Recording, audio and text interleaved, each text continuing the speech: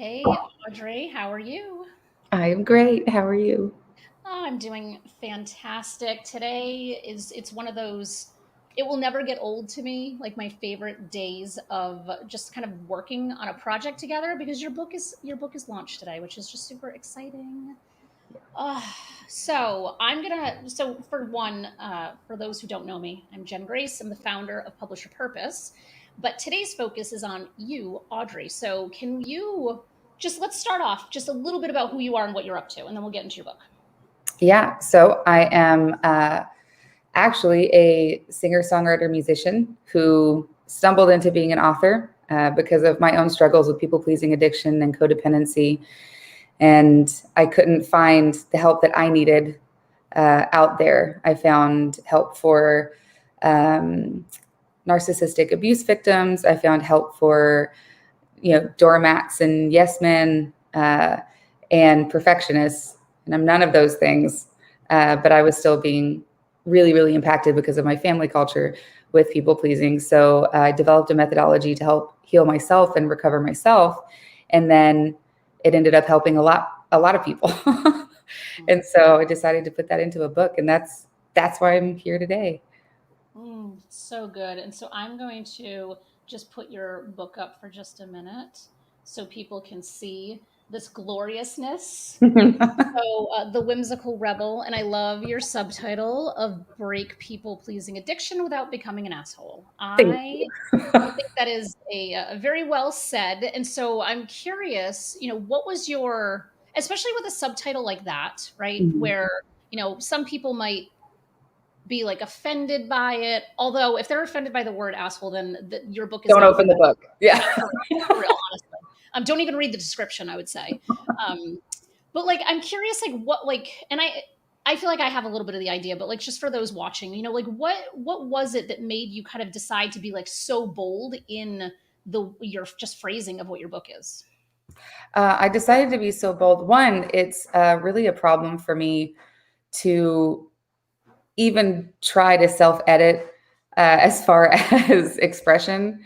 I'm sure a lot of artists out there understand that it's either all of me or just like a little quiet, muted version of me. But also, um, I really needed to keep the realness in it alive because the point of not losing yourself. So breaking people pleasing addiction without becoming an asshole is because the majority of work out there on people pleasing addiction is like learn how to not give a f, Mhm. and that's just not, it's not something that I wanted to embrace because I love really big, and every people pleaser that I know loves really big.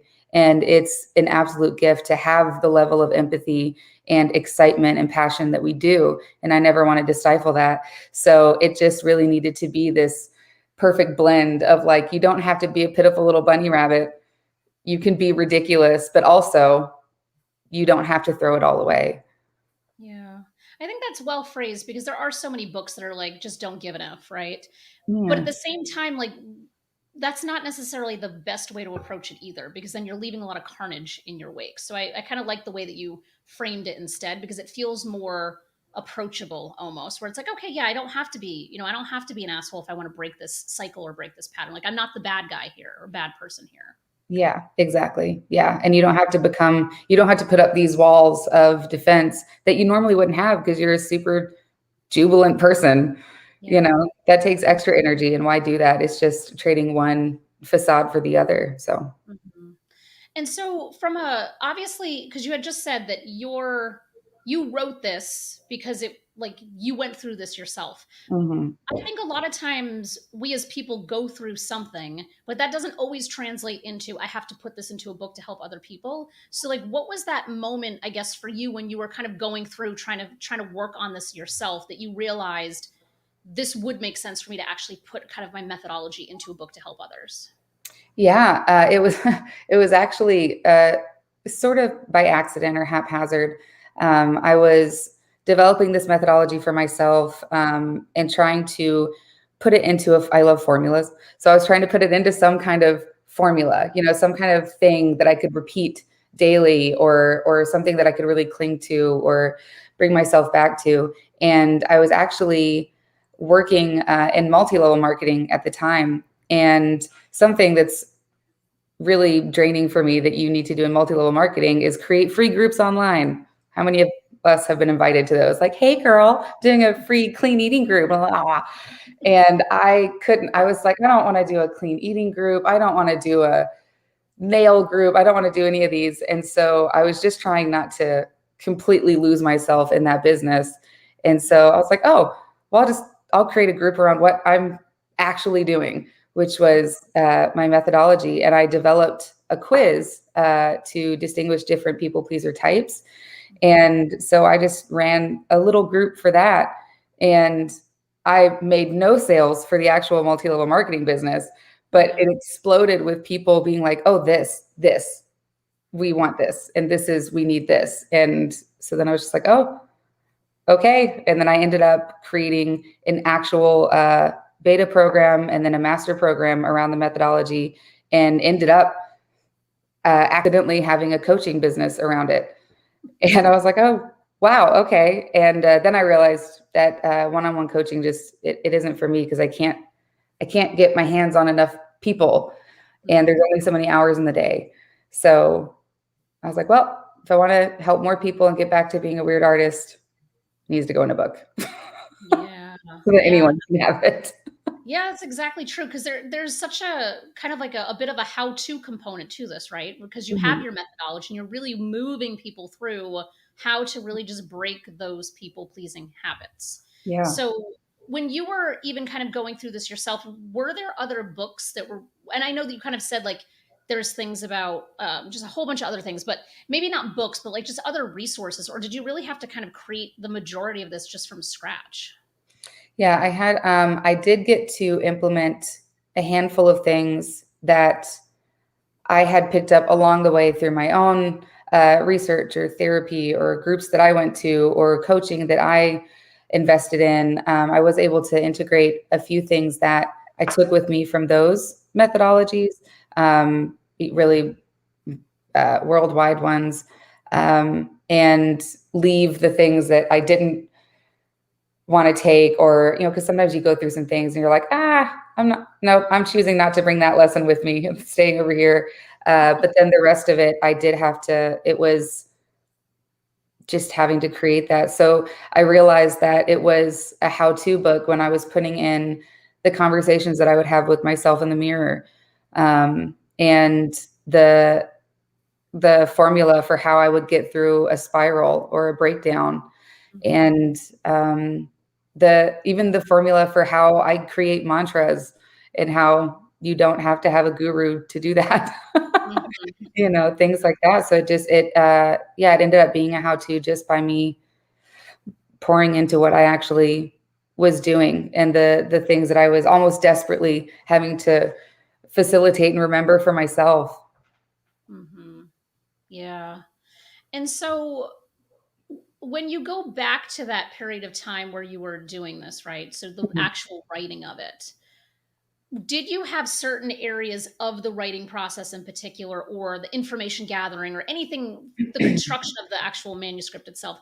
Were there any areas of that that were more overwhelming or more difficult than kind of others? And I think, especially as it relates to the topic specifically, even.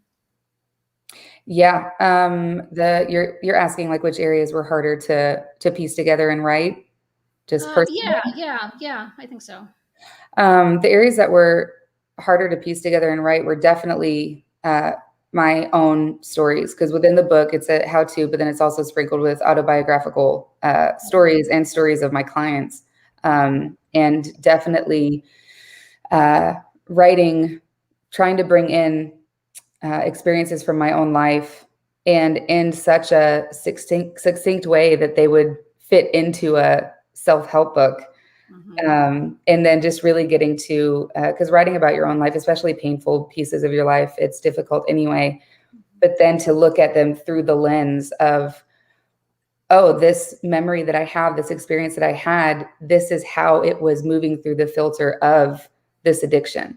Mhm. And this is how this addiction completely sculpted that point in my life, or how I even absorbed that experience. And that was difficult. Yeah. And at what point, I guess, did you recognize this as an addiction and not something other than that? Because I feel like addiction, is a strong word, as we It both know. is, yeah. And obviously, this problem is an issue that a lot of people have. So, is that something that you put together as an addiction, or is that listed elsewhere as an addiction? Yeah, it's that, and I'll probably get in trouble for it. We'll see. Uh, but I really needed this to be looked at for my own healing. I really needed to look at it as a behavioral addiction Mm. because and the problems that I was finding with a lot of other resources out there, where it was just kind of being handled much in the same way of uh, in fitness and wellness, and the way food addiction isn't appropriately presented. And instead, the majority of help out there is just like, just stop eating like that. And it's like, Yeah. all right, but some people have an actual behavioral addiction that's linked to, manufactured dopamine hits and safety and comfort. And so the majority of the help that I was finding was just kind of like, don't care what people think. It's like, okay. Hmm. So when I came at it from the scope of, okay, this is behaving exactly like a behavioral addiction. Um, the reasons I dip into it, how I'm treating people around me, what it's giving me, it's behaving exactly like a gambling addiction, a sex addiction, a food addiction, a shopping addiction. The only difference that I could find between all of them is that people pleasing addiction is the only one where it's benefiting everyone around you. Yeah. So, because it's really easy for your loved one to be like, hey, you have a gambling addiction. You're losing your money. You're doing this. But people pleasing addiction, you just look really helpful Yeah. until you look really overwhelmed, you know? Yeah. That's a really, yeah, I love that. I love that you, thank you for indulging my very random question. But yeah, I feel like your methodology makes absolute perfect sense as to why you would kind of classify it that way. So hopefully other people kind of adopt that. But yeah, the distinction of, everyone benefits from when you're a people pleaser. Yeah. So, for someone who's kind of just watching this and they're like, oh, this sounds like it's something that I might enjoy, is there one kind of tip, or I don't know, piece of advice that you would share that's included in the book that just might be just one little a teaser of what they would get from reading this? Ooh. Hmm. Mm. A little teaser. Uh, I'm not even sure if it's a tip. It probably is. My tips are always the ones that are like, you're not going to like hearing this. Like, uh, Perfect, though. Nobody yeah. wants to hear it. My favorite tip right now from the book, and just in general, and one that I found myself even having to repeat to myself recently, is that the measure of success from your communication is never the outcome. And meaning that most people pleasers will only broach a subject or have a hard conversation with someone or use their voice to say what they need if it's going to turn out the way that they imagine that it should. Mm, And believing that you are the person or the force out there that could possibly know what the best outcome actually is. Like, you'll know what the most comfortable outcome is, sure, but that you would know what the best outcome mm, is ridiculous. yeah. And sometimes the most painful outcome is the best one for everyone. Mhm. And, even something as small as I remember a conversation where I was convincing someone to use their voice. They went and used their voice. The person they were talking to did what they thought they would do, and it kind of exploded, and it didn't go well in their mind. And I said, how did it go? And they said, well, it went over like a Led Zeppelin. Like, okay, like, I'm never doing that again. I said, well, did you say all the things you needed to say? Yes. Perfect. Mhm. That's it. Yeah. Yeah. That's so good. So good.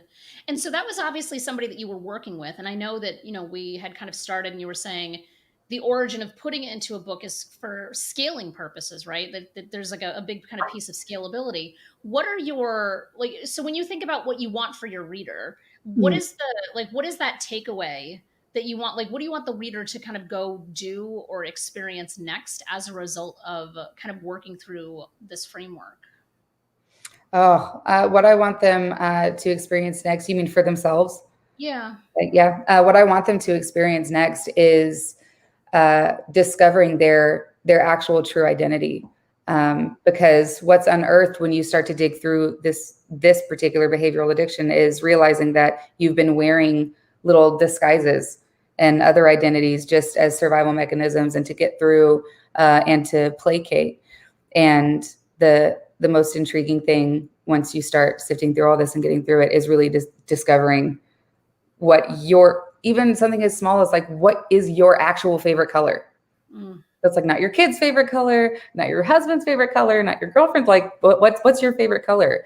Yeah. And it's just like a flood of getting to figure out all those things for yourself. Mm, that's so good. And what is your, I guess, your next steps? I know that you said you want to kind of go off and continue to be, I don't know what word you put in front of artists, but there was something good there. But like Weird what is, one. yeah, I was gonna say like crazy, weird, eccentric, something like that you said. Right. So obviously that's kind of your big plan, but as it relates to the book, like is there something that the reader can do next to engage with you after having read the book? Yes. So far, one, we're very excited. We're trying to put together, trying to make just a massive, amazing brain baby of putting together some sort of digital book tour concert series. Because in the audiobook, there is instrumental music behind it. And we're trying to incorporate that into some sort of audiobook book tour thing. And while we're creating that, the big thing is our Patreon community. And it's going to be a free/donation basis, but it's going to be a whole community for each type of people pleaser. We have pit bulls, phoenix, and mice, and it's going to be where all kinds of exclusive content, Q&As, uh, free videos, check-ins, all kinds of things. So for actual like continued intrigue in the art or continued support and conversation around people pleasing, it's going to be massive. And there is a spot on the website at ahdri.com/more for people to go in and put in what they want to see in the Patreon community, so we can really, really, really cater it to people and what they need.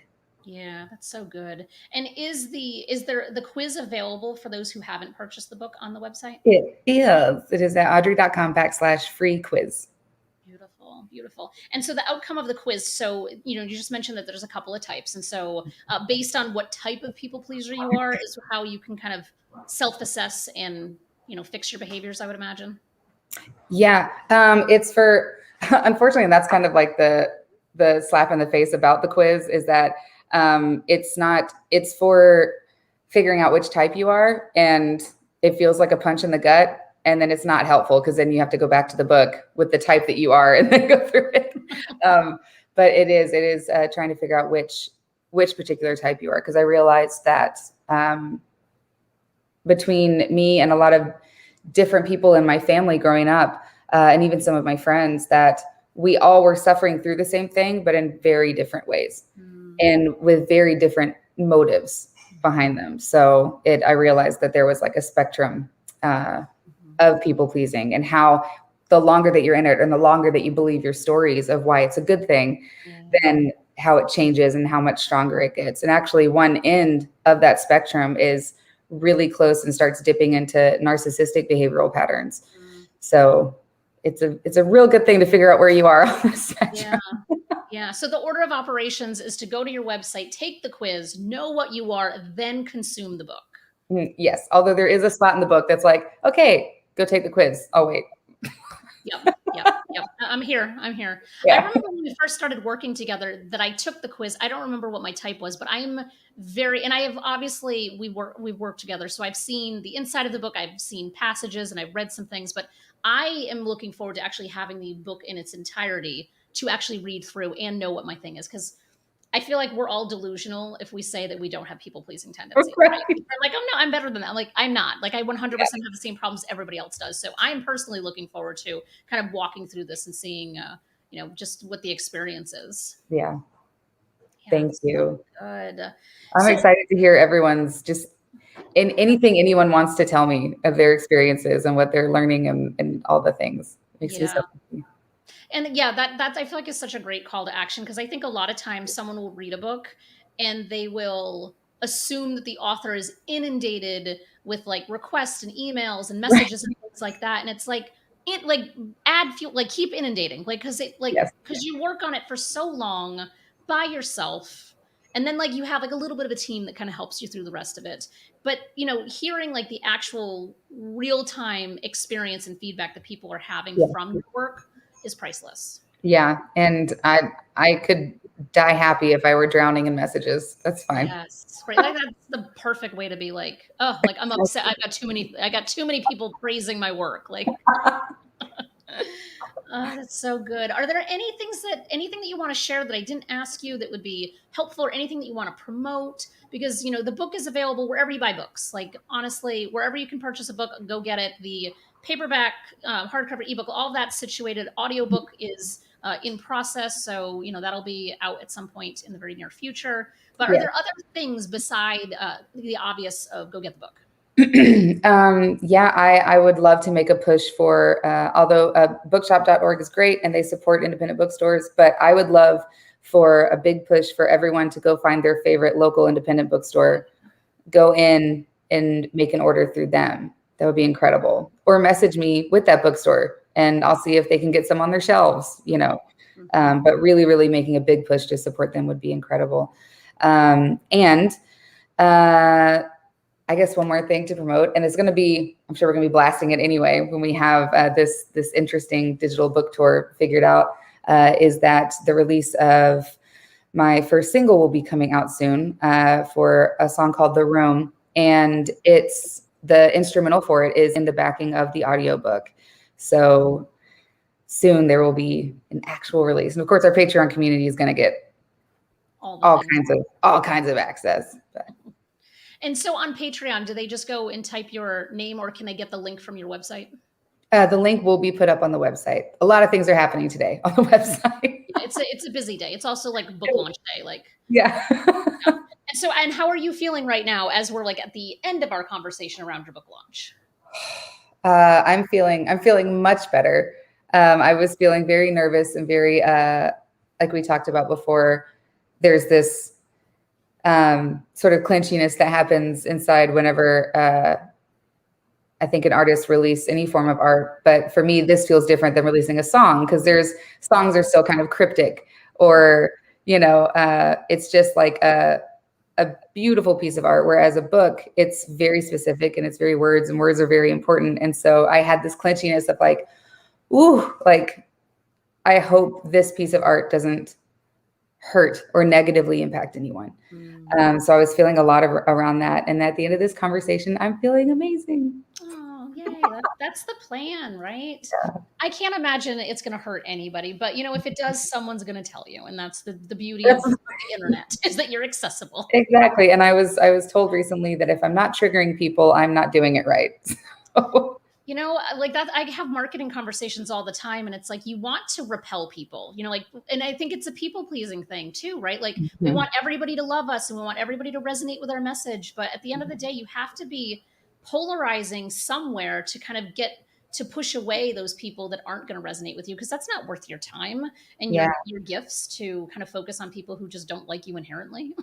exactly. Yeah. And even deeper than that, the people pleasing nature of wanting everyone to be okay, and the delusion of thinking that I could possibly have any control over whether or not someone's okay. Mm.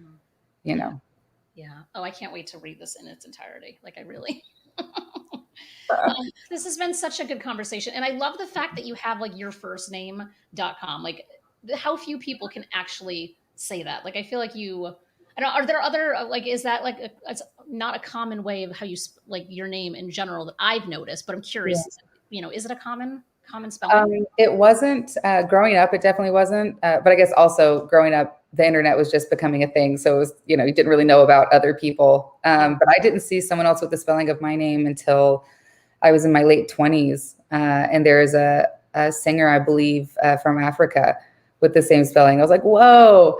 And then in the recent years, I remember getting on Snapchat and being like, oh, I'm going to open a Snapchat. And I tried to use my name and it was like so taken.